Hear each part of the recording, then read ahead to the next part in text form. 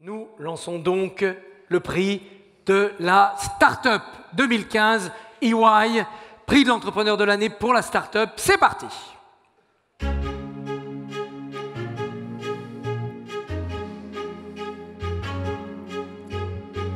Une start-up a besoin de fées penchées sur son berceau. La BPI est une bonne fée pour les start-up. Nicolas Dufour, directeur général de BPI France, va nous rejoindre pour remettre le prix de la start-up 2015.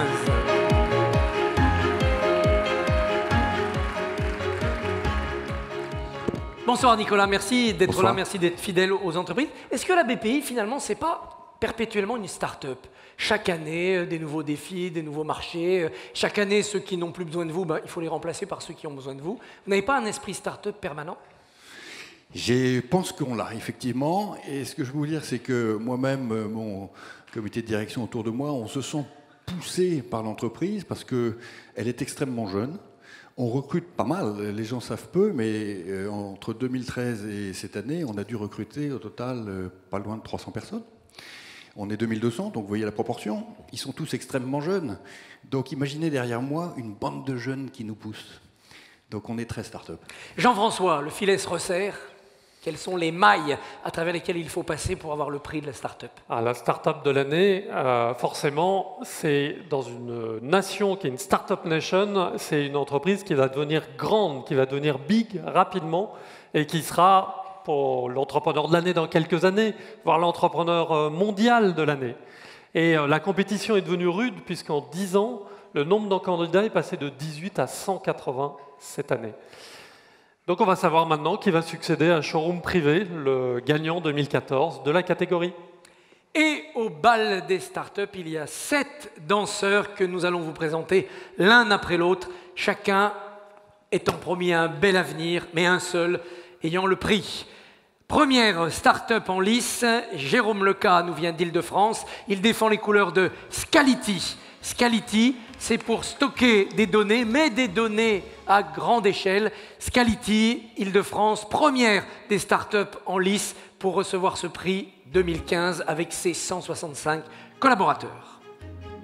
En région Méditerranée, ils sont deux, Yacine et Maïdan Devel, qui ont créé Optimum Tracker et qui proposent une solution pour optimiser de plus de 30% la production photovoltaïque et de créer ainsi un maximum d'énergie solaire. Pourquoi le Brésil? C'était un roman de Christine Angot. Et bien maintenant, venant du sud-ouest, pourquoi le Lot? Why Lot? Ça, c'est un nom original pour une entreprise qui ne l'est pas moins. Des nouveaux circuits magnétiques qui augmentent le rendement des moteurs électriques. Et voilà comment, avec une vieille industrie, on fait une start-up pour inventer l'avenir des nouveaux systèmes magnétiques sur les moteurs électriques. Wylot, région sud-ouest, Romain Raveau. Dans la région Rhône-Alpes, Odile Allard a créé Fluoptics. Fluoptics est une entreprise dans le domaine de la santé formidable qui permet en fait aux chirurgiens d'identifier plus facilement au moment des opérations la prise en charge du patient et l'identification des cellules qui devront être enlevées sur le patient. Pour diriger une entreprise, il faut de l'énergie, il faut avoir de la perspective. C'est le nom de cette entreprise, Énergie Perspective, qui de l'Ouest nous apporte sa vision de la transition énergétique pour tout le monde, pour chacun. Comment piloter cette transition afin de consommer moins, de consommer mieux? Il faut un outil d'évaluation exhaustif. Yann Persson, Marc-Antoine Catherine et Pierre Leroy, dans la région Ouest, l'offrent avec EP Entreprise Énergie Perspective. Et pour être une start-up de l'année, il faut avoir une vision périphérique, lointaine. Donc Richard Ollier est bien placé dans la région nord de France, puisque cette entreprise est le leader de la vision panoramique à 360 degrés.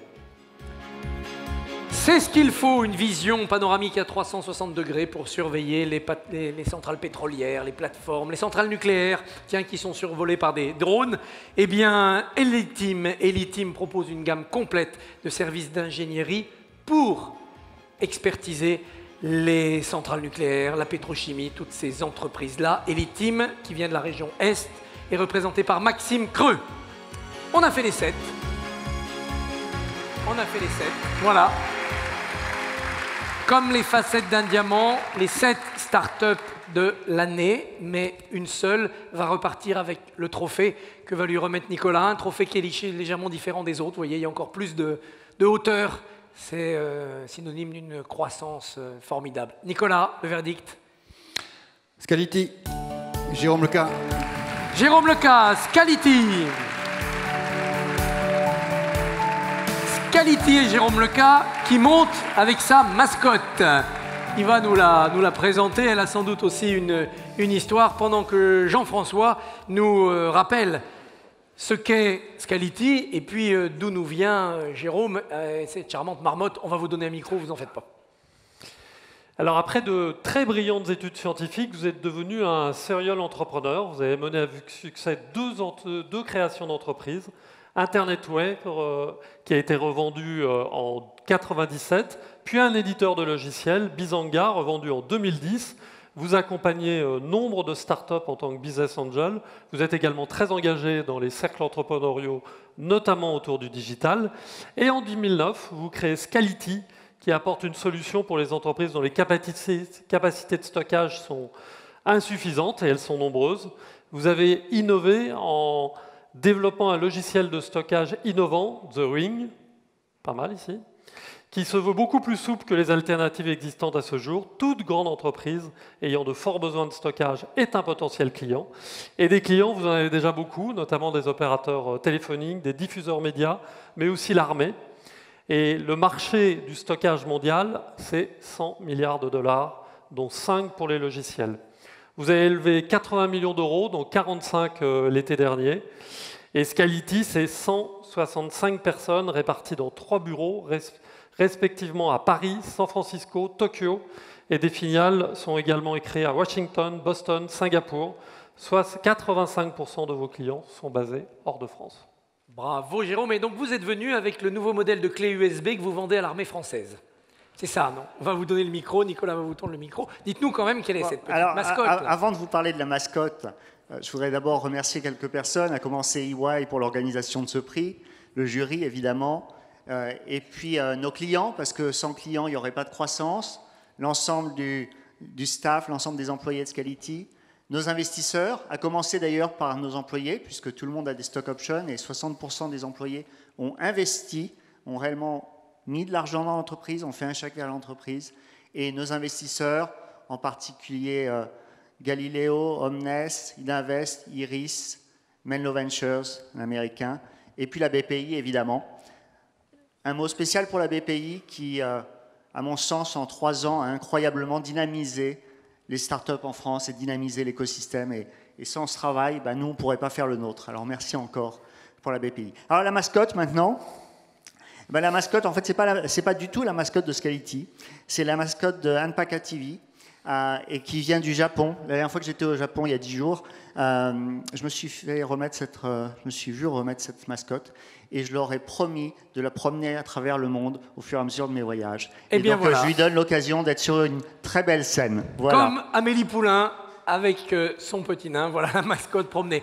On va aller plus loin dans la découverte, non pas de cette mascotte, qui a tous les airs d'un mouton, mais particulièrement facétieux. On va aller plus loin dans la découverte de votre entreprise avec la traditionnelle vidéo du prix EY de l'année 2015, Startup.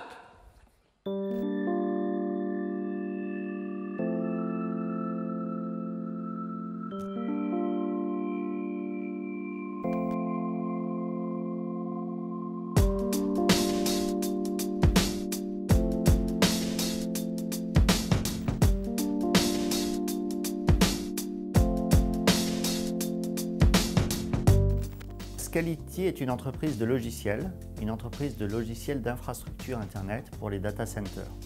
Et grâce à notre logiciel, nos clients peuvent faire des très gros systèmes de stockage de données. Nos clients sont des opérateurs, des très grandes entreprises ou des acteurs du web comme Dailymotion par exemple. Scality fait un logiciel de stockage et notre différenciation, c'est que notre stockage est particulièrement fiable. C'est un software, un logiciel, c'est-à-dire que nos clients sont complètement libres du choix du matériel, des serveurs qu'ils achètent. Et en définitive, on délivre un stockage qui est à la fois beaucoup moins coûteux que les stockages traditionnels et beaucoup plus facile à gérer. En fait, j'ai grandi dans une famille qui est une famille d'entrepreneurs. Mon père était entrepreneur, mon grand-père, mon arrière-grand-père. Et après avoir fait mes études, beaucoup de sciences cognitives, d'intelligence artificielle, j'avais envie de monter ma propre entreprise. Les valeurs sont avant tout l'écoute. Chaque avis est respecté, tout le monde peut donner un avis sur tout. Et en même temps, la décision. Il y a une hiérarchie, comme dans toute entreprise, et le patron, le dirigeant, le responsable d'équipe peut prendre une décision. Et on demande à chaque responsable d'équipe d'être capable d'expliquer sa décision à tout le monde. La place de l'international chez Scality, elle est primordiale. Elle est d'abord primordiale parce qu'on fait 80% de notre chiffre d'affaires à l'export. On fait à peu près 60% de notre chiffre d'affaires aux États-Unis, 10% au Japon et 10% dans le reste de l'Europe. Et au-delà de ça, elle est primordiale parce que nos équipes sont très internationales et qu'on se rend compte que chaque pays, chaque culture a des talents particuliers et on essaye d'utiliser tous ces talents au sein de Scality. Ce dont on est très fier, c'est d'avoir acquis une clientèle internationale de premier niveau. On a dans nos clients les plus gros opérateurs aux États-Unis, au Japon, dans le reste de l'Europe, et puis aussi de très grandes entreprises et des très grands acteurs du web. À titre personnel, je suis très fier de porter les couleurs de la France hors de la France et d'être un des fleurons de la French Tech. Être entrepreneur, c'est avant tout une passion. Il faut être passionné pour le succès de son entreprise. Il faut être prêt à tout pour qu'elle succède. C'est de la passion. Il faut de l'audace, parce que fondamentalement, une start-up, une nouvelle entreprise, c'est une révolution du monde. C'est penser qu'on peut faire les choses différemment, apporter un produit ou un service qui est nouveau et qui va être désiré. Et puis il faut, en sus de tout ça, une persévérance sans faille. Scality et son monde à part. Nicolas, une question pour votre double filleul comme patron de la BPI, puis filleul puisque vous allez lui remettre ce prix. Et troisièmement, parce que nous sommes actionnaires, oui, et qu'on continuera de l'être, parce qu'on va continuer de l'accompagner, et il sait de quoi je veux parler. Alors, une question qui fait référence à ce qu'est Jérôme Leca dans le monde de la French Tech. Tout le monde ne le sait pas forcément ici, mais Jérôme est aussi un agent de changement citoyen d'une certaine manière. Pourquoi ? Parce que, certes basé à San Francisco pour une partie de son action, avec toutes ses équipes en France, il est l'un des premiers à avoir développé le vrai modèle qui est celui que nous, BPI France, on pousse partout, hein, les ingénieurs en France, dans le software, les ventes, le marketing aux États-Unis, une cotation peu importe où, c'est pas vraiment le sujet, et un manager transatlantique. Donc, très vite, il a fait passer des messages il y a 2-3 ans, qui ont conduit à la création de la French Tech. La French Tech, on a l'impression que ça existe depuis 30 ans, mais ça n'existait même pas il y a 24 mois. Voilà. Donc Jérôme s'en souvient maintenant, et avec une petite larme à l'œil, il nous le racontait l'autre jour devant des capital risqueurs américains à l'Élysée, n'est-ce pas ? Donc la question que je vais lui poser, c'est, on a quand même fait du chemin, c'est clair, depuis 30 mois, les choses ont beaucoup changé, maintenant on va se projeter dans 3 ans, qu'est-ce que tu veux qu'il change dans ce pays ? On a... Je ne parle pas de majorité politique, ce n'est pas le sujet. Je pense qu'on a fait quelque chose d'extraordinaire ces dernières années, c'est de créer beaucoup de start-up. Et la prochaine étape, c'est d'avoir des scale-up. Et mon rêve pour le pays, c'est qu'il y ait des sociétés qui soient issues des start-up et aussi grosses que Google ou Facebook d'ici 10 ans. Et c'est possible. Il faut prendre des risques. Il va y avoir de la casse. Tout le monde ne va pas y arriver. Tout le monde n'y arrive pas dans la Silicon Valley. Et il faut essayer pour y arriver. Et ce qu'il faut surtout, c'est construire des managers qui ont de l'expérience de cette hypercroissance. Et encore une fois, on apprend pas à pas, parfois en tombant et en se relevant, et en essayant encore et encore et encore. Et c'est en essayant qu'on y arrivera. Voilà. Jean-François, une question. Moi, j'ai une question d'actualité. Il s'est passé apparemment quelques événements importants ces derniers jours dans votre secteur. Une méga fusion qui a battu tous les records. Quelle est votre analyse et votre réaction sur ce qui s'est passé entre Dell et EMC ? Donc c'est la plus grosse acquisition dans le secteur technologique ever. Dell rachète EMC pour 67 milliards de dollars. 67 milliards de dollars, c'est beaucoup d'argent, quelle que soit la monnaie dans laquelle on l'exprime. Et alors, je crois que je vais, si vous voulez bien, parce que c'est Scality qui est à l'honneur ce soir, ramener le propos sur Scality. Scality, c'est aujourd'hui le stockage de demain. Le leader d'hier vient de se faire racheter 67 milliards de dollars. Imaginez ce que peut valoir le leader de demain. Bravo Ascaliti. Si je vous dis Hiroshi Fujiwara, comment répondez-vous? C'est notre partenaire au Japon. I'd like to speak in English and to switch to English. I've said that international is very important to us, and he was nice enough to be able to come tonight. And his company has chosen to be the master distributor of Scality in Japan, and he's also the founder of Anpaka TV. So it's his company that invented this. Thank you for coming tonight. Thank you. Why did you choose Scality? Yeah. He is a real entrepreneur. I A believe. French entrepreneur. Okay, yeah, French entrepreneur. Not only French entrepreneur, over the world. We Japan are using a lot of network and storage. Okay. So he changes the common sense of storage because we have used so much storage, for example, automobile industries, the video industry, but hardware-based. He changes the world into software-based storage. It's a real entrepreneur, not only in France, but also in the world. Congratulations. Thank you, Hiroshi. Merci, Jérôme.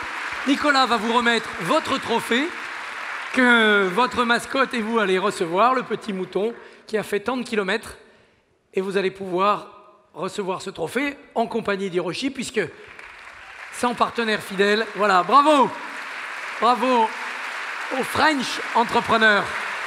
La start-up de l'année, Scality. Merci beaucoup. Vous pouvez regagner la coulisse jardin. Et merci encore pour cette visite.